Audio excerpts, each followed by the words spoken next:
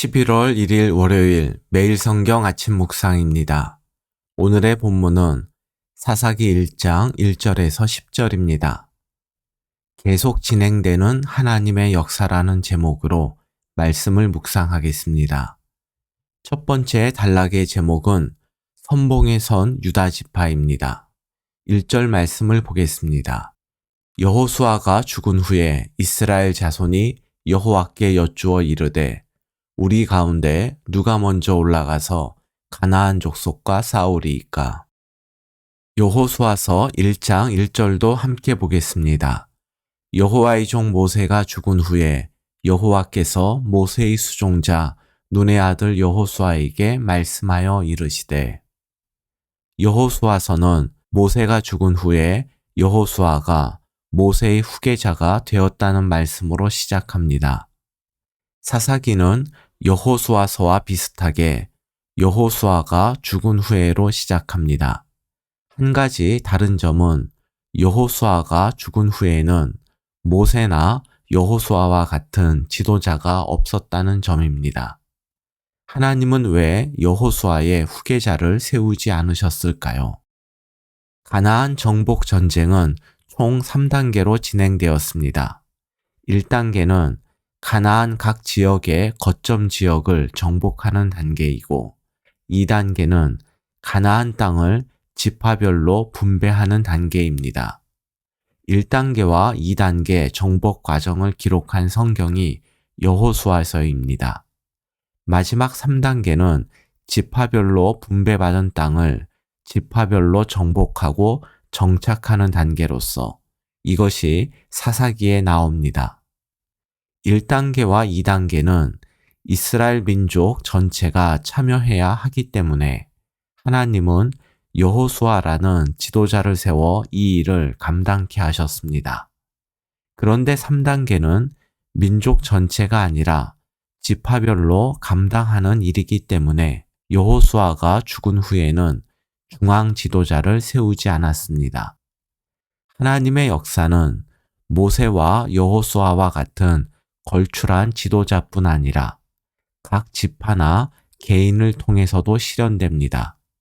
우리 시대에 성경에 나오는 신앙 영웅과 같은 지도자가 보이지 않는다면 지금은 하나님의 역사가 각 개인을 통해 실현된다는 의미로 볼 수도 있습니다. 여호수아가 죽은 후 중앙 지도자가 없는 상태에서 이스라엘은 누가 먼저 가나안 족속과 싸울 것을 하나님께 여쭈었습니다. 이에 대해서 하나님은 유다 지파라고 말씀하시면서 내가 이 땅을 그의 손에 넘겨주었노라 라고 말씀하셨습니다. 여기서 넘겨주다의 시제는 현재 완료형입니다. 아직 시작도 하지 않은 전쟁의 승리가 이미 이루어졌다고 말씀하신 것은 하나님께서 반드시 승리케 하시겠다는 약속입니다. 3절입니다. 유다가 그의 형제 시므온에게 이르되 내가 제비 뽑아 얻은 땅에 나와 함께 올라가서 가나안 족속과 싸우자. 그리하면 나도 내가 제비 뽑아 얻은 땅에 함께 가리라 하니 이에 시므온이 그와 함께 가니. 유다 지파는 하나님 말씀에 순종하여 지파 가운데 제일 먼저 가나안 족속과 싸우게 됩니다. 한 가지 특이점은 유다 지파가 홀로 싸우지 않고 자신들이 분배받은 땅을 정복하는데 시므온 지파에게 연합군 결성을 제안한 것입니다. 이 부분에 대해서 일부의 학자들은 유다 지파가 하나님 말씀에 온전히 순종하지 못했다고 평가하고 또 일부의 학자들은 유다 지파가 지혜롭고 선하게 행동했다고 평가합니다. 어느 입장이 옳다고 단정하긴 어렵지만 저는 두 가지 이유로 유다 지파의 연합군 결성 제안을 지혜롭고 선한 행동이라고 생각합니다. 유다 지파의 행동을 지혜롭다고 생각하는 이유는 시므온 지파가 분배받은 땅이 유다 지파가 분배받은 땅 안에 있었기 때문입니다. 그래서 유다 지파가 분배받은 땅을 차지하기 위한 정복 전쟁에는 시므온 지파가 분배받은 땅도 포함됩니다. 그래서 유다 지파는 하나님 말씀을 기계적으로 따르지 않고 말씀에서 벗어나지 않는 한도 안에서 상식적인 적용을 한 것입니다. 물론 우리의 상식으로 하나님 말씀을 평가해서는 안 됩니다. 하지만 하나님 말씀을 경직되고 기계적으로 받아들이는 문자주의에 빠져서 몰상식과 비상식을 기독교의 믿음이라고 포장해서도 안 됩니다. 유다 지파의 행동을 선하다고 생각하는 이유는 유다 지파는 모든 지파 가운데 인구가 가장 많은 반면 시므온 지파는 인구가 가장 적은 지파이기 때문입니다.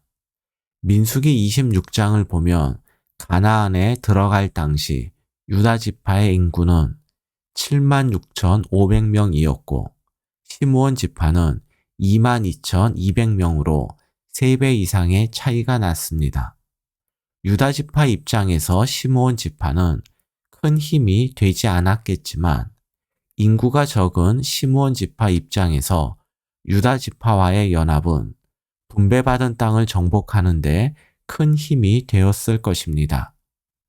가나안 정복 전쟁의 3단계가 분배받은 땅을 지파별로 정복해서 정착하는 것이라고 해서 유다 지파는 자기 지파의 문제에만 빠지지 않았습니다.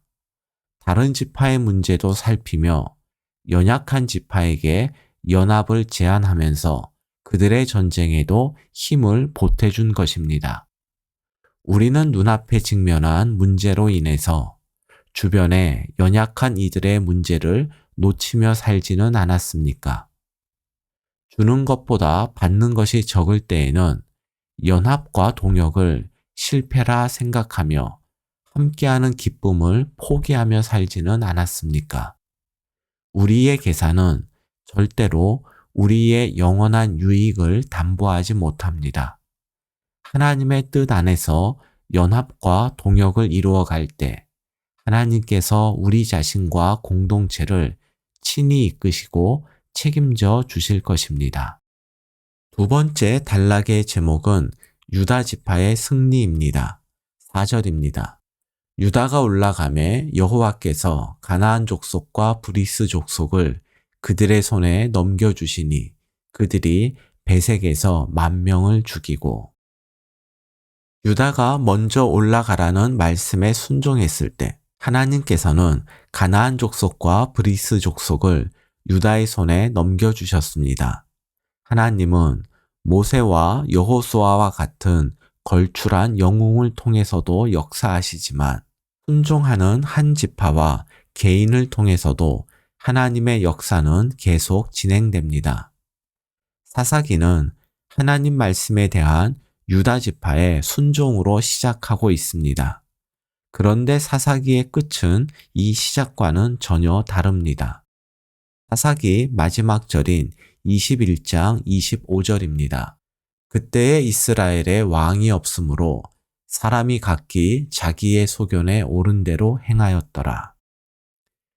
여호와께 여쭙는 것으로 시작된 사사기는 이스라엘에 왕이 없어서 하나님께 묻지 않고 말씀을 따르지 않고 각자 자기 생각대로 행동하는 것으로 끝이 납니다. 왜 사사기의 시작과 끝이 이렇게 다를까요? 5절과 6절입니다. 또 베색에서 아도니 베색을 만나 그와 싸워서 가나안 족속과 브리스 족속을 죽이니 아도니 베색이 도망하는지라 그를 쫓아가서 잡아 그의 엄지손가락과 엄지발가락을 자르매 유다 지파는 베색의 통치자란 뜻을 지닌 아도니 베색을 사로잡은 후 그의 엄지손가락과 엄지발가락을 잘랐습니다. 이것은 당시 가나안 원주민들이 전쟁에서 패한 적국 지도자에게 행했던 일입니다. 구약 성경에는 신체 절단 형벌이 나오지 않습니다. 즉 유다가 아도니 베색에게 한 일은 유다 지파가 가나안에 들어가자마자 가나안의 풍습에 물들었음을 말합니다. 이것은 이스라엘이 가나안에 들어가기 전부터 하나님께서 경고하신 내용인데 유다 지파는 승리에 취해서 해서는 안 될 일을 한 것입니다. 그런데 유다 지파의 승리는 중단되지 않습니다. 10절에 나오는 세세와 아이만과 달메는 거인 족속들이었는데 유다 지파는 이들과의 전쟁에서도 승리를 거둡니다. 여기서 우리는 두 가지 중요한 교훈을 발견합니다. 첫째, 하나님은 순종하는 사람뿐 아니라 순종하지 않는 사람을 통해서도 역사하십니다. 다시 말해서 하나님의 역사는 사람에 의해서 중단되거나 실패하지 않습니다. 둘째, 승리와 성공 뒤에 가려진 우리의 작은 불순종을 방치하면 결국에는 승리와 성공을 덮고도 남을 큰 실패가 될 것입니다. 유다 지파는 하나님께서 이루신 승리에 취해서 가나안의 풍습을 따르던 모습이 잘못인 줄도 모르고 방치한 결과 사사시대는 이스라엘이 하나님을 왕으로 인정하지 않고 자기 뜻대로 살아간 시대로 마감을 하게 됩니다. 오늘의 말씀 요약입니다. 하나님 말씀을 경직되고 기계적으로 받아들이는 문자주의에 빠져서 몰상식과 비상식을 기독교의 믿음이라고 포장해서는 안 됩니다. 우리의 문제가 연약한 이웃의 문제를 외면하는 이유가 되어서는 안 됩니다. 주는 것이 받는 것보다 복되다는 말씀을 잊지 맙시다. 승리와 성공 뒤에 가려진 작은 불순종을 방치하면 결국에는 승리와 성공을 덮고도 남을 큰 실패가 됩니다. 오늘의 한 줄 기도입니다. 사사기 말씀을 묵상하면서 우리가 방치한 불순종의 모습을 발견하고 다시 순종의 자리로 나아가게 하소서.